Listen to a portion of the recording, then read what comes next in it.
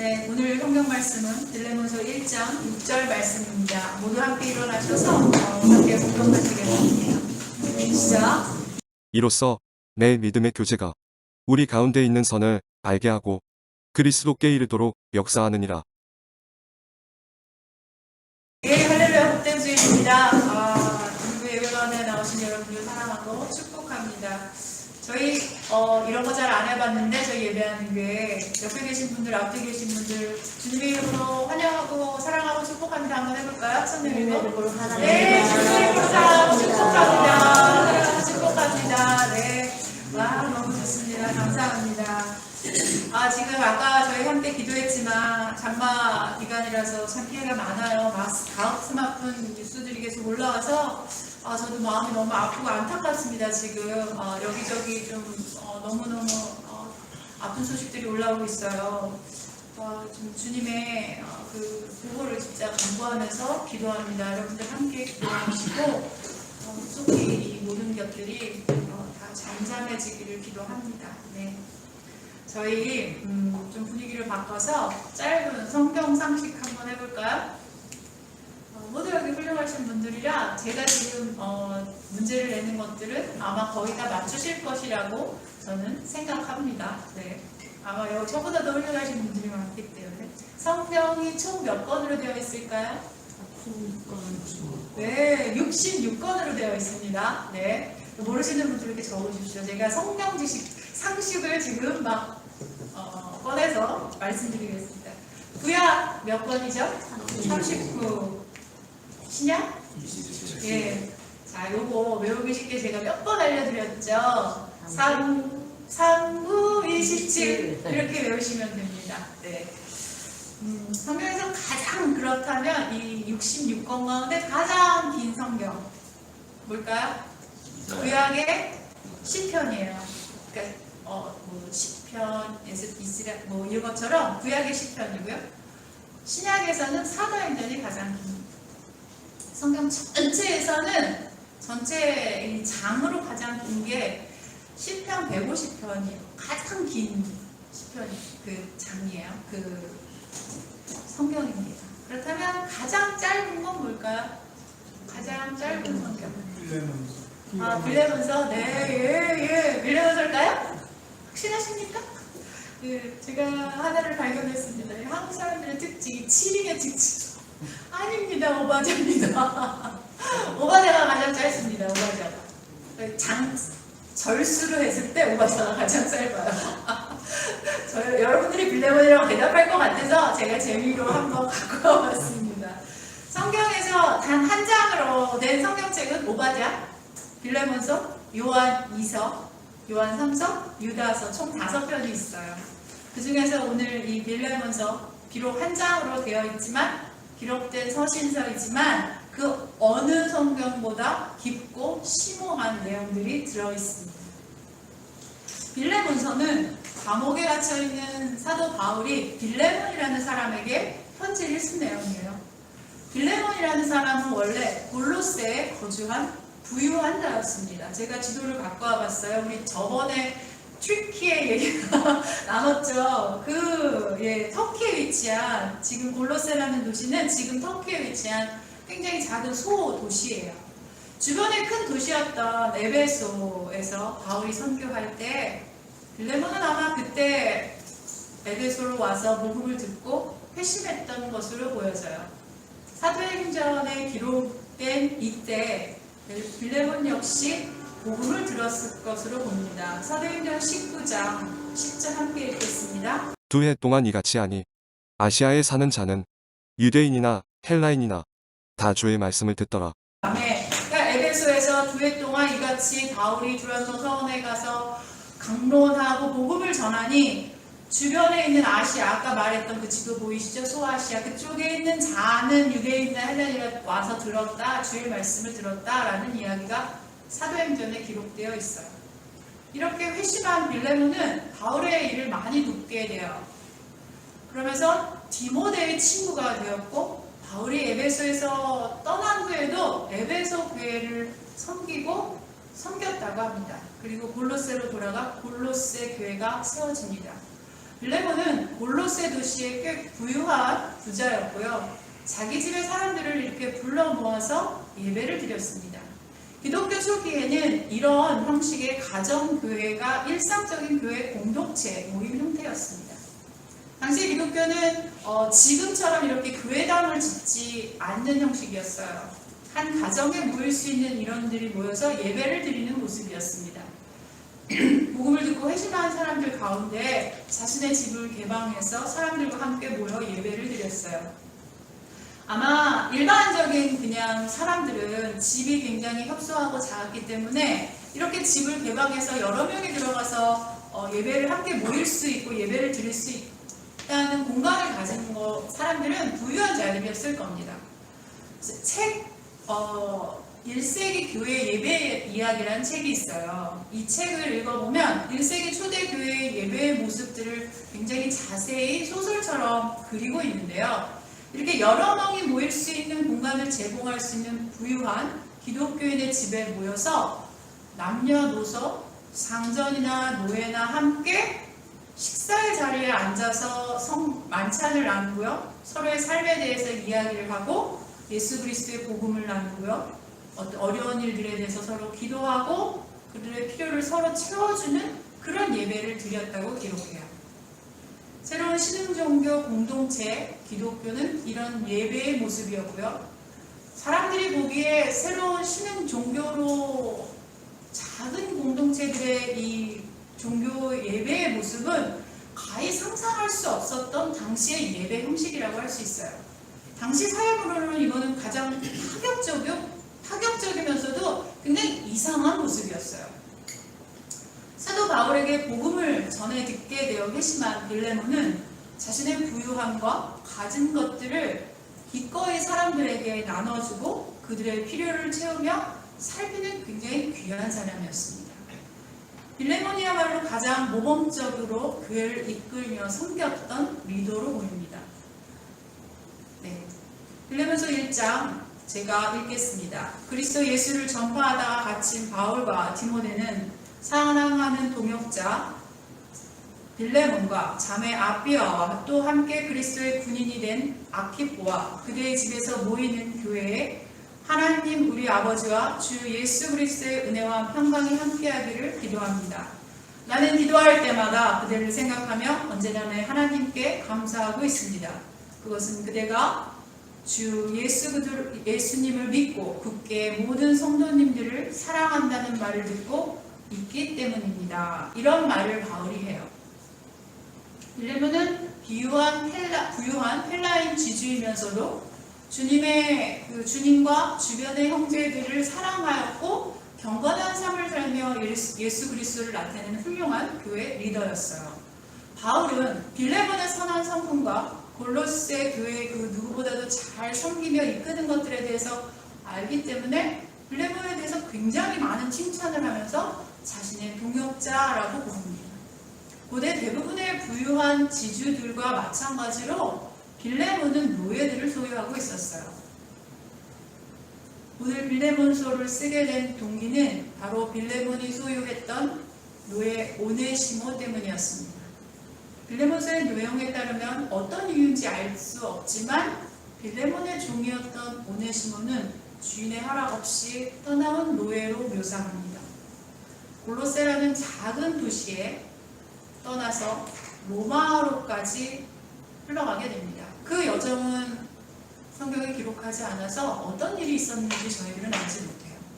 그리고 또 어떤 이유인지 성경은 기록하지 않아서 모르지만 바울이 갇혀있는 감옥에서 이 도망친 노예 오네시모를 바울은 만나게 됩니다. 바울이 감옥에 갇히게 될 때 많은 하나님의 섭리와 계획들이 있었음을 성경은 보여주고 있고 기록합니다. 실라와 바울이 빌립보의 감옥에 갇혀 있을 때에도 감옥의 간수에게 복음을 전했고 그 가정이 구원받아서 빌립보 교회가 세워졌어요. 그렇기 때문에 바울은 자신이 어떤 처지에 처하게 된다든지 또 그 가운데 하나님의 뜻과 섭리를 따라가려고 했던 것이에요. 감옥이든지 어디든지 그것이 바울에게 있어서는 큰 고난의 시험의 기간이 아니라 분명 하나님의 어떤 섭리가 있을 것이다. 분명히 하나님께서 어떤 뜻이 있을 것이다. 그 가운데 일어날 많은 하나님의 역사를 기대하고 신뢰했습니다. 우리 역시 우리의 삶에서 만나게 되는 많은 일들이 있을 겁니다. 하나님께서 우리에게 주시는 어떤 섭리라고 우리는 신뢰해야 합니다. 그게 꼭 고난이야, 왜 나에게 이런 징계를 내리실까? 라고 바라보지 마시고, 그렇다면 바울은 징계였을까요? 아니잖아요. 수많은 감옥에 갇히면서 하나님의 역사가 그때 굉장히 많이 일어났어요. 기적들이. 그때 우리도 바울과 같이 믿음의 마음으로 하나님이 내 삶에서 역사를 일으키고 있구나 라는 믿음과 신뢰를 가지고 여러분들의 삶을 살아가셔야 합니다. 감옥에 있는 동안 바울은 오네시모에게 복음을 전하고 그를 주님께 인도했습니다. 도망친 노예가 감옥에서 복음을 듣고 회심하게 됩니다. 성경의 내용으로 보아서 회심한 오네시모는 아마 감옥 안에서 바울을 굉장히 성심껏 도왔던 사람으로 보여요. 바울이 가슴으로 낳은 아들이라고 부를 만큼 회심해서 변화된 오네시모는 감옥에서 바울에게 굉장히 큰 도움을 주는 사람이었지만 당시 로마법에 의하면 도망친 노예를 발견한 사람은 그 주인에게 돌려보내야 했답니다. 도망친 노예 주인인 빌레몬에게 오네시모를 기쁘게 맞이하고 그를 용서하고 자유롭게 해주고 교회 공동체 일원으로 받아들이면서 다시 바울에게 보내달라고 부탁합니다. 이 내용을 이해하셨나요? 다시 주인에게 돌려보내고 교회 공동체로 인정해라. 노예가 아닌 교회 공동체로 인정하라. 용서하라 라고 하고 다시 자신에게 보내달라고 굉장히 정중하게 요청하고 있는 거예요. 당시 노예가 되는 것은 크게 세 가지인데요. 전쟁 포로였거나요. 아니면 자신이 어떤 큰 빚을 못 갚는 돈이 있어서 스스로 자발적으로 노예가 되는 경우가 있거나 아니면 아버지, 할아버지가 노예가 돼서 가문적으로 노예가 되는 이 크게 세 가지가 있었어요. 범죄한 도망 노예를 자유롭게 해달라는 바울의 요청은 비록 바울과 빌레몬의 관계가 있었다고 해도 당시 사회 문화에서는 굉장히 놀라운 혁명적인 일이었어요. 빌레몬서에 등장하는 바울, 빌레몬, 오네시모 이렇게 세 명의 인물은 요즘 마치 드라마에 나오는 것처럼 이렇게 굉장히 드라마틱한 스토리를 가진 등장인물들이에요. 바울은 한때 유대인들 가운데서도 가장 엄격한 교육을 받고 유대교를 지키는데 가장 앞장섰던 사람이었어요. 빌레몬은 소아시아에서 부유한 사람이었고요. 헬라인, 그러니까 이방인이었습니다. 오네시모는 당시에 가장 천대받고 멸시받던 노예였으면서도 거기에 더해서 도망친 노예였어요. 완전히 이루 말할 수 없는 처지인 거죠. 이렇게 전혀 다른 세 명이 예수 그리스도의 복음 안에서 어떻게 하나된 형제같이 연합하고 사랑을 나누는 관계가 되는지 보여주고 있습니다. 갈라디아서 3장 28절 함께 읽을까요? 시작. 너희는 유대인이나 헬라인이나 종이나 자유인이나 남자나 여자나 다 그리스도 예수 안에서 하나이니라. 아멘. 너희는 유대인이나 헬라인이나 종이나 자유인이나 남자나 여자나 다 그리스도 예수 안에서 하나이니라.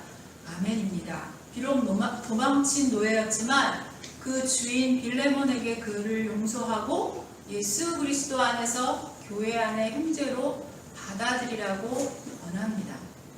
이때는 노예의 신분은 주인의 재산의 의미였어요.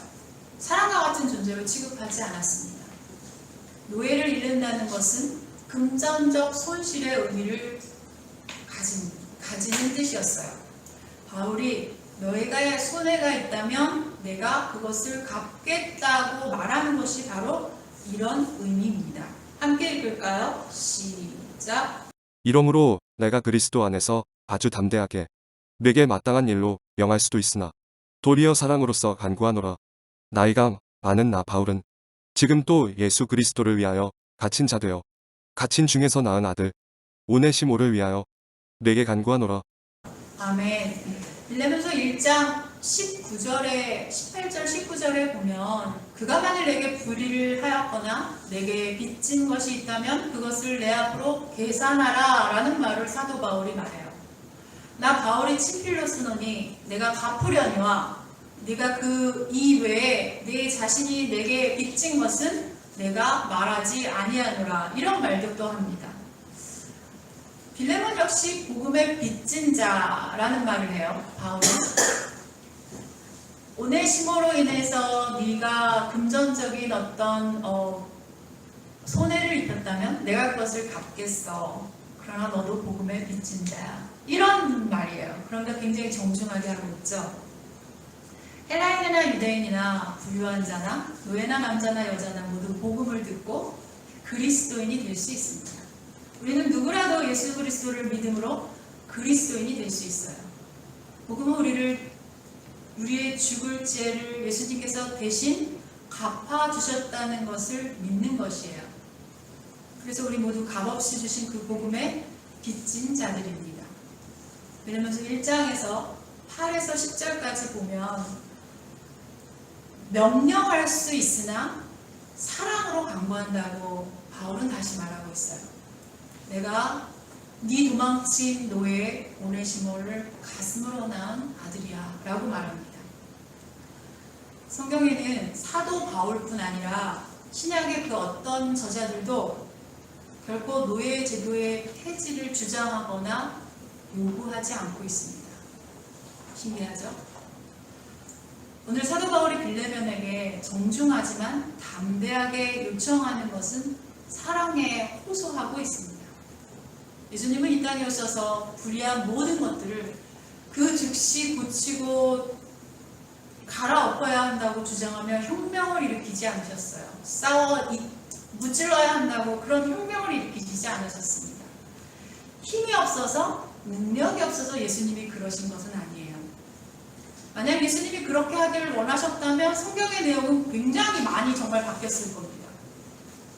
당시 문화와 시대, 사회의 것들 가운데 예수님께서 변화시키기 원하셨던 것은 불의한 제도나 불합리한 그 자체보다 깊은 심령의 변화였습니다. 예수 그리스도의 사랑은 그 심령에 용납된 죄인으로, 용서받은 죄인으로 세상에 변화된 모습으로 살아가게 합니다. 그 큰 사랑을 받은 사람은 그 사랑의 마음을 품고 세상을 보며 사람을 보게 됩니다. 그렇게 변화됩니다. 이것이 예수님께서 바라시는 우리의 회심입니다. 예수 그리스도 안에서 우리는 모두 용서받은 죄인으로 하나된 특죄입니다. 그것은 계급도 신분도 성별도 종족도 민족도 나라의 차별도 없어요. 부유한 자, 가난한 자, 어떤 민족이든지 여자든지 남자든지 나이가 많든지 적든지 우리는 예수 그리스도 안에서 하나된 자녀입니다. 예수님의 복음은 세상의 모든 것들을 뛰어넘는 큰 힘을 가지고 있습니다. 예수 그리스도의 복음은 얼굴이 하얀 백인 서양 사람들에게만 자유를 주는 어떤 종교가 아니에요. 작고 이름 없던 동양의 작은 나라에까지 전해왔어요. 그를 알지 못하는 할머니 할아버지에게 예수 그리스도의 사랑을 나누어 주셨어요. 이렇게 대한민국에 예수 그리스도의 복음이 전해졌고요. 이것이 우리가 지금 그리스도인이 된 이유입니다. 이것이 복음의 능력이에요. 여러분이 만난 복음은 어떤 의미를 가지고 여러분들의 인생의 변화를 가지게 하셨습니까? 예수 그리스도를 믿고 내 삶에는 과연 어떤 변화가 생겼는지 한번 뒤돌아보셨으면 좋겠습니다. 복음은 그 어느 누구에도 동일하게 복된 소식이며 기쁜 소식이며 진리이며 자유를 주는 소식이에요. 요즘 저는 한국교회를 보면서 기쁜 상심과 아픔의 마음들이 듭니다. 진정한 복음보다 다른 것이 더 중요한 것처럼 보여요. 유명한 신학자는 이것을 우상이라고 표현합니다. 이념, 이쪽인지 저쪽인지 이 색깔인지 저 색깔인지 그 모든 어떤 이즘, 어떤 주의, 심지어 민주주의, 사회주의, 공산주의 이런 주의, 어떤 이즘, 이 모든 것들을 아이돌이라고 말합니다. 현재 기독교의 모습을 보면 어쩌면 진짜 복음의 의미를 모르고 있는 듯한 모습이라고 저는 생각 들어요. 어제 한 선교단체 리더분이 글을 쓴 것을 읽게 되었어요. 이분 지인 어떤 한 분이 계신데 굉장히 훌륭하신 엘리트셨대요. 근데 이분이 북한 선교의 마음을 품고 그 엘리트적인 삶을 모두 내려놓고 일생을 가족과 함께 정말 힘들게 헌신하였대요. 북한 선교를 위해서.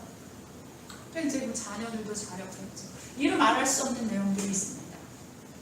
근데 한국 교인들 또는 미국 교포 교인들을 만나게 되면 거의 많은 사람들의 반응이 마치 굉장히 큰일이 난 것처럼 왜 그런 일을 하느냐, 북한 사람들 사람이 아니라 마치 악마처럼 표현하면서 그런 반응들을 보인다는 거예요. 이게 일부 기독교인들의 모습일까요? 그렇다면 이슬람에 대한 우리들의 태도는 어떨까요?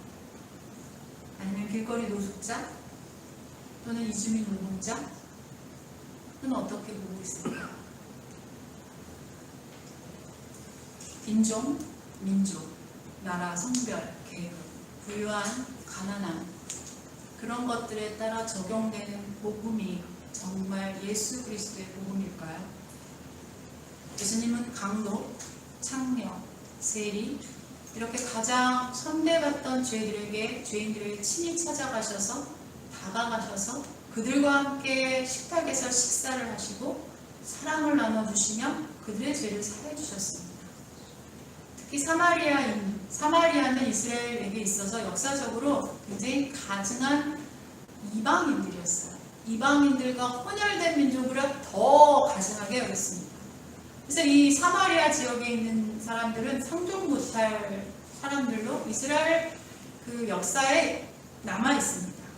유대인들은 그들과 얼굴을 마주치거나 이야기를 나누기는커녕 사마리아의 그 길로 통과하지 않기 위해서 멀리 돌아가는 그 수고를 마다하지 않았어요. 그들 길을 돌아가지 않겠다는 의미죠. 그러니까 가장 천대받고 경멸스러웠던 사마리아 지역에 예수님은 친히 찾아가셔서 그 가운데에서도 사마리아인들 중에서도 가장 손가락질 당하고 천대받았던 마치 창녀와 비슷했던 사마리아 여인을 우물가에서 친히 만나시고 그에게 영원히 목마르지 않는 생명을 주시며 구원하셨습니다. 용서해 주셨습니다. 그 여인 혼자로, 그 여인 하나로 인해서 그 지역, 그 마을은 구원받게 됩니다. 오네시모는 그 이름의 뜻이 유익한 사람이라는 의미를 가진 이름이에요. 지난주 저희 이름의 뜻 이야기했죠. 빌레몬의 수많은 노예 중에 하나로 유익한 자였던 오네시모는 그 이름처럼 하나님 나라를 위한 유익한 사람이 되었습니다. 빌레몬은 오네시모를 자신의 종이 아닌 교회를 위한 동역자로 받아들였습니다. 이후 로마 황제의 그 네로의 박해가 극에 달할 때 이 훌륭한 빌레몬은 순교당합니다. 그리고 에베소 교회를 오네시모에게 부탁합니다. 오네시모는 에베소에서 설득력 있고 위대한 설교가였다라고 전해집니다.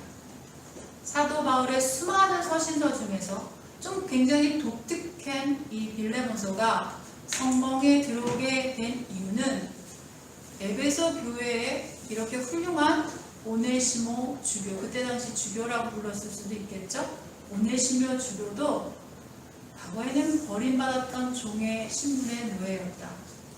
하나님의 사랑은 무익한 종, 도망친 노예를 이처럼 위대하고 유익한 사람이 되게 하셨다라는 것을 알리기 위해서일 겁니다. 에베소 교회에는 수많은 사람들이 있었을 겁니다. 상인, 노예, 천민, 종에서 풀려난 자유인, 헬라인이나 이방인이나 천대받았던 많은 사람들이 오네시모를 보며 위로와 격려를 받았을 겁니다. 오네시모 역시 유익한 하나님의 종으로 사역하다가 순교당합니다. 빌레몬서에 등장한 사도 바울과 빌레몬 그리고 오네시모 세 명의 이야기는 하나님께서 이 땅에 세우시고 회복시키기 원하시는 모습을 그대로 보여주고 있습니다. 예수 그리스도의 몸된 교회로 이 땅에서 가장 보여주어야 할 것이 바로 사랑입니다.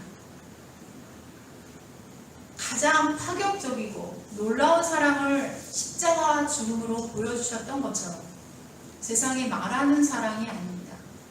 그 당시에는 너무나 이상하고 상식적이지 않고 파격적인 사랑의 모습을 가지고 있었던 것이 바로 교회의 사랑입니다.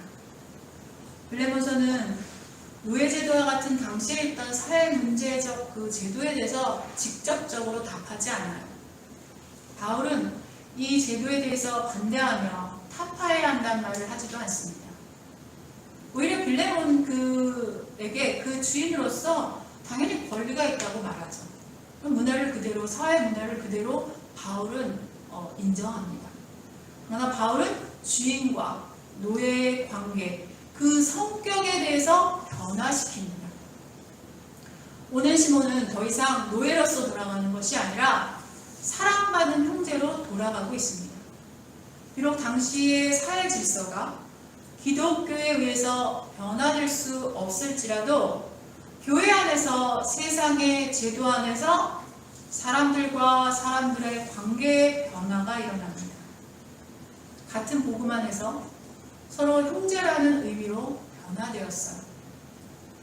노예 오네시모는 바울의 아들이 되었고요. 빌레몬에게는 형제가 되었습니다. 예수 그리스도께서 우리에게 변화를 주길 원하십니다. 교회된 우리는 그리스도 안에서 세상적 가치관이 아니라 새로운 시각으로, 새로운 세계관으로 사람들과의 관계로 변화됩니다. 이게 복음의 능력입니다. 빌레몬서 1장 함께 읽을까요? 오늘 말씀이죠. 함께 읽겠습니다. 시작. 이로써 내 믿음의 교제가 우리 가운데 있는 선을 알게 하고 그리스도께 이르도록 역사하느니라. 네, 제가 세 번역을 읽어볼게요. 그대의 믿음의 사귐이 더욱 깊어져서 우리 안에 있는 모든 선한 일을 그대가 깨달아 그리스도께 이르게 되기를 나는 기도합니다. 라고 해요. 원어를 보면 기도합니다 라는 의미를 갖고 있는 원어가 있어요. 그래서 이렇게 해석하는 게 조금 가장 근접한 번역일 것 같아요. 예수님 안에서 갖게 된 그 믿음을 따라서 믿음의 행동들을 하게 돼요. 예수님에게 받게 된 그 복음의 은혜, 그것을 믿음을 따라서 그 믿음의 행동들을 하게 됩니다. 자비, 양선, 긍휼, 용서의 행위들을 사람들의 교제 안에서 하게 됩니다. 이런 일을 하게 되는 것은 우리가 그리스도 안에서 우리가 어떤 것을 유업으로 받았는지 더 깊이 알게 되어 간다는 뜻이에요. 빌레몬서에는 말씀드렸듯이 세 명의 등장인물이 나옵니다. 한때는 죄를 짓고 도망친 노예 오네시모, 예수 그리스도 복음으로 주님의 무조건적인 은혜와 사랑을 받았던 빌레몬, 그래서 자신이 받았던 그 무조건적인 사랑을 그대로 보여주어야 했던 빌레몬, 자신의 빛은 아니지만 복음 안에 들어온 죄인 노예를 위해서 그 모든 것을 자신에게 갚겠다고 하면서 사랑의 마음으로 화해하고 중재시키고 있는 사도 바울, 이 세 명의 모습이 등장합니다. 이것이 바로 복음의 능력의 모습이에요. 우리는 한때 죄인으로 도망친, 죽어야 마땅해야 할 노예와 같은 자들이었어요. 우리가 바로 오네시모였습니다. 무익한 자 오네시모였지만 예수 그리스도의 복음으로 한없이 무조건적인 사랑과 은혜를 받은 빌레몬이 되었습니다. 빌레몬의 이름의 뜻이 사랑이 많은 자라는 의미를 가지고 있어요. 우리는 예수 그리스도의 사랑과 은혜로 인해서 사랑이 많은 자 빌레몬이 되었습니다. 예수님을 닮아간다는 것은 우리가 이 땅에 살면서 관계 맺는 사람들 속에서 사도 바울처럼 사랑으로 화해시키고 중재하면서 헌신하고 그 관계를 변화시켜 나아가길 원하십니다. 빌레몬서의 이야기는 예수 그리스도께서 우리에게 가장 하고 싶었던 복음의 메시지입니다. 여러분들의 삶은 예수 그리스도의 그 크신 사랑과 은혜의 복음으로 인해서 어떤 변화가 일어나고 있습니까? 오늘도 예수님은 이 땅의 수많은 크리스찬들에게 이렇게 말씀하고 계실 겁니다. 내 사랑하는 자녀야, 네가 이해받은 것처럼, 네가 용서받은 것처럼 다른 이들을 풀어주길 바랍니다. 그것이 복음의 빚진 이 세상 모든 기독교인들이 보여줄 변화입니다. 기도하시겠습니다. 주님 말씀을 받습니다. 예수님이 우리에게 보여주신 그 크신 사랑과 은혜를 바라봅니다. 저희가 무엇이간데 무익한 종과 같은 자에게 친히 찾아오셔서 사랑한다고 말씀하시고 자녀 삼아 주셨습니까? 저희가 무익한 오네시모였습니다. 또한 저희는 무한한 사랑받은 빌레몬입니다. 그 크신 사랑을 받은 만큼 세상에 보여주고 물려주고 나누어주는 저희가 되라 하시니 그 말씀을 받습니다. 주님, 무조건적인 사랑을 받은 자로서 이 세상에 다시 그것을 나누는 자가 되겠습니다. 우리가 삶에서 만나게 되는 사람들, 그 모든 사람들에게 나누는 그 사랑이 예수 그리스도의 선하심을 닮아가는 이름을 깨닫습니다. 주님을 더 알고 깊이 더 닮아가고 싶다고 기도했습니다. 이제 그렇게 인도해 주시니 주님을 따라갑니다.